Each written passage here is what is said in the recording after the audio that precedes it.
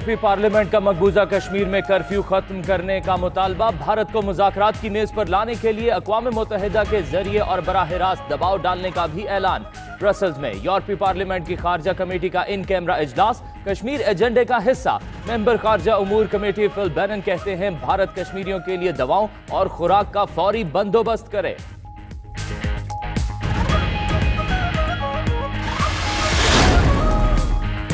मकबूजा कश्मीर में मोदी का नाज़े-इज़्म काम कर रहा है जिसे दुनिया देख रही है। वज़ीर आज़म आज़ाद कश्मीर फारूक हैदर की ब्रसल्स में मीडिया से गुफ्तगू।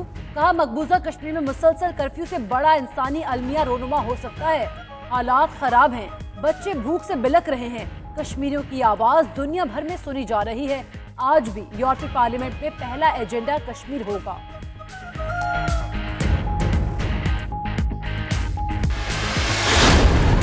हमारी तरफ से कभी भी किसी तरफ पहल नहीं होगी। अफसोस से मुझे कहना पड़ता है, हिंदुस्तान के लोगों को ज्यादा खतरा है। जिन्होंने भी जंग से मसले हल किए हैं, अगर वो जीते भी हैं तो एक तरह हार गए। आज जो हिंदुस्तान के हालात है, जो आरएसएस कर रही है लोगों से, और ये रुकेगी ही नहीं यहाँ। ये अगर इसके ऊपर रोका ना गया, ये दलित को भी तंग करेगी, ये सिख मजहब के ऊपर भी जाएगी। कोई सोच रहा है कि वहाँ कर्फ्यू लगाए हुए कश्मीर के ऊपर 80 लाख लोगों को बंद किया हुआ है। मोदी की कार्रवाइयों से भारत ही को ज्यादा खतरा है, हमारी तरफ से कभी पहल नहीं होगी। वजीर आजम इमरान खान का कहना है वो भारत की कार्रवाइयों से खौफजदा हैं। आरएसएस का नजरिया यहाँ नहीं रुकेगा, ये दलितों और सिखों को भी तंग करेंगे। पाकिस्तान में सिख कम्युनिटी को मल्टीपल वीजे दिए जाएंगे। वजीर आजम का लाहौर में सिख कन्वेंशन से खिताब।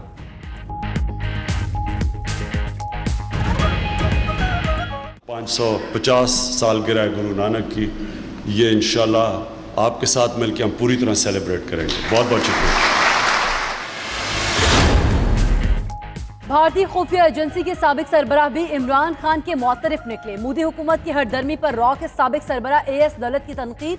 कहते हैं इमरान खान इस वक्त बेहतरीन शख्सियत हैं जिनसे मुज़ाकरात हो सकते हैं। जनरल कमर जावेद बाजवा और उनकी टीम फैसला साजी की बेहतरीन सलाहियत रखते हैं। इमरान खान के फौज के साथ ताल्लुकात मिसाली हैं।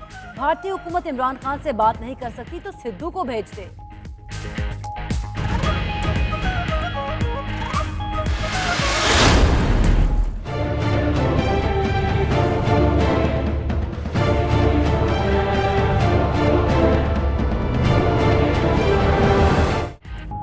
इत्तलात की जंग में पाकिस्तान फतह से हमकिनार, भारत को पिछाड़ दिया फिर एक बार। आईएसपीआर भारतीयों के आसाब पर सवार। मकबूजा कश्मीर में मेजर जनरल आसिफ गफूर के पोस्टर्स और हैंडबिल्स अवेजा। कश्मीरियों के लिए आखिरी गोली और आखिरी सिपाही तक लड़ने का बयान दर्ज। कश्मीर के लोग मिलकर भारत को जन्नत नजीर वादी से निकाल देंगे भी तहरीर।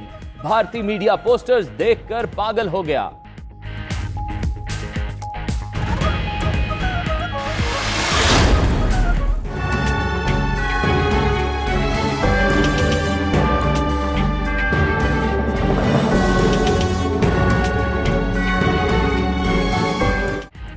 पाकिस्तान ने भारतीय दहशतगर्द कुलभूषण यादव को कौंसलर रसाई दे दी। भारतीय डिप्टी हाई कमिश्नर की कुलभूषण से सब जेल में 2 घंटे से ज्यादा मुलाकात। दफ्तर खारिजा के हुक्काम मौजूद थे। कौंसलर रसाई पाकिस्तानी कानून और आलमी अदालत के फैसले की रोशनी में दी गई। उधर मुमताज कानूनदान खबर कुरैशी कहते हैं कुलभूषण को कौंसलर रसाई देने से सजा पर असर नहीं पड़ेगा।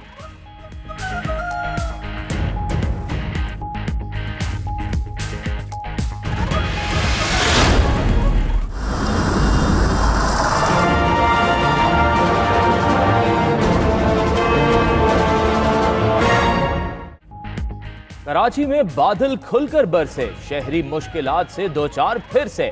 बारिश से सड़कें नदी नालों में तब्दील, नशेबी इलाके भी ज़ेर-ए-आब। कई सड़कों पर ट्रैफिक जैम, शहरियों के लिए बन गया अजाब। गवर्नर सिंध का काफिला भी ट्रैफिक जैम में फंस गया। उधर गडाप और ठड्डू डैम की सतह फिर बुलंद, बारिश का पानी सड़कों पर ले आया सीवरेज का सारा गंद। बारिश के बाद बिजली की फराहमी का निजाम भी दरहम बरहम।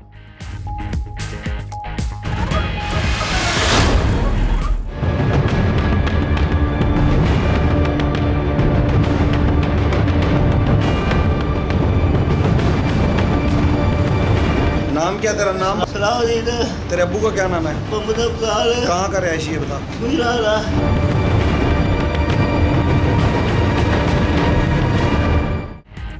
एटीएम तोड़ने वाले मुल्जिम सलाहुद्दीन की पुलिस हिरासत में मौत। रहीम यार खान पुलिस ने मौत तबई करार देकर जान छुड़ाने की कोशिश की। बुरसा के एहतजाज के बाद मुकदमा दर्ज कर लिया गया। साबिक एसएचओ और दीगर एहलकारों को नामजद किया गया। आरपीओ का कहना है फॉरेंसिक रिपोर्ट आने तक एहलकार गिरफ्तार नहीं हो सकते।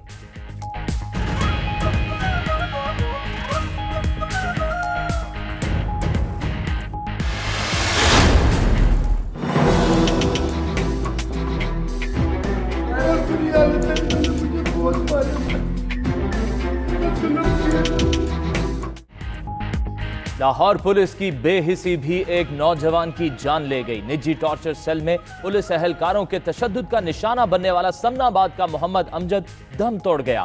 पुलिस ने मकतूल के भाई की मदईयत में 3 एहलकारों के खिलाफ मुकदमा तो दर्ज कर लिया, लेकिन अभी तक किसी मुल्जिम को गिरफ्तार न किया जा सका।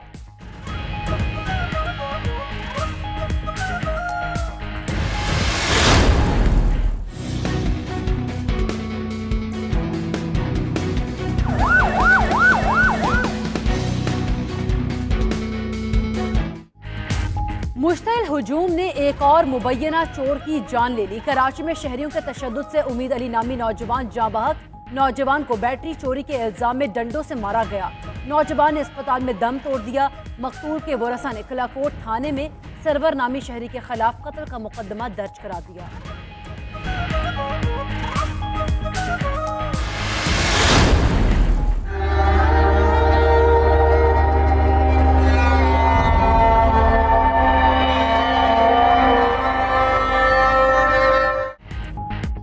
जायदाद के लालच ने खून सफेद कर दिया। पेशावर की खातून के वालिदैन को मुबैना तौर पर करीबी अजीजों ने कत्ल कर दिया। नाजो शनवारी और भाई छुपकर जिंदगी गुजारने पर मजबूर। सोशल मीडिया पर आवाज उठा दी, कहा वालिदैन को चचा और सुतेले भाइयों ने कत्ल कराया। मुल्जिम महीनों बाद भी गिरफ्तार नहीं हुए। सीपीओ रावलपिंडी का कहना है कि तमाम प्रोसेस मुकम्मल कर लिया, मुल्जिम जल्द पकड़े जाएंगे।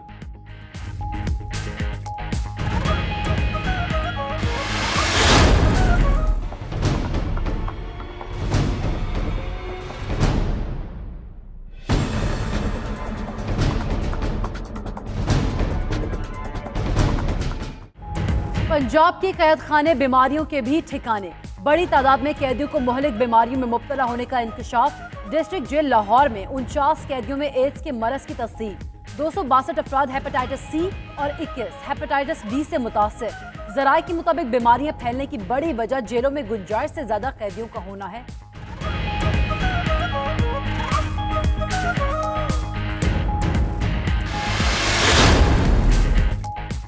चेयरमैन नैब जावेद इकबाल की क़यादत में इदारे की शानदार कारकर्दगी। 22 माह के दौरान 71 अरब रुपए की रिकॉर्ड रिकवरी की रकम कौमी खजाने में जमा करा दी। चेयरमैन नैब कहते हैं कौम की लूटी गई रकूम की वापसी नैब की अव्वलीन तरजीह है।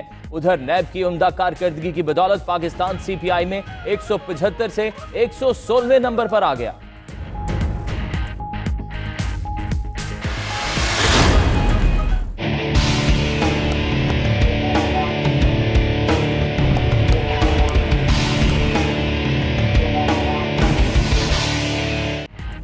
छोटे शाहीनों का बड़ा मिशन। कौमी under-19 cricket team junior Asia cup में शिरकत के लिए आज श्रीलंका रवाना होगी। इवेंट 5 से 14 सितंबर तक कोलंबो में खेला जाएगा। 7 सितंबर को रवायती हरीफ भारत से टाकरा होगा। 15 रुकनी स्क्वाड ने कराची में 2 हफ्ते तक भरपूर तैयारी की।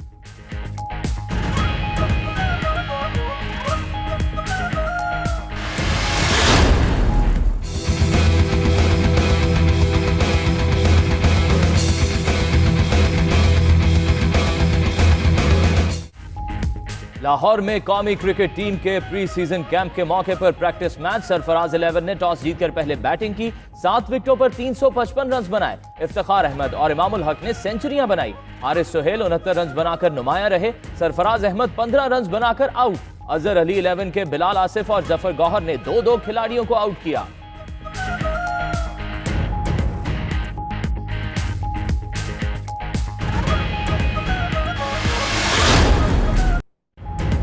और मुमताज नाथ खां जुनैद जमशेद के मद्दाह आज उनकी 55वीं सालगिरह मना रहे हैं। कानों में रस खोलने वाली आवाज और दिलकश शख्सियत के मालिक जुनैद जमशेद 3 सितंबर 1964 को कराची में पैदा हुए। 7 दिसंबर 2016 को फजाई हादसे में शहीद हो गए।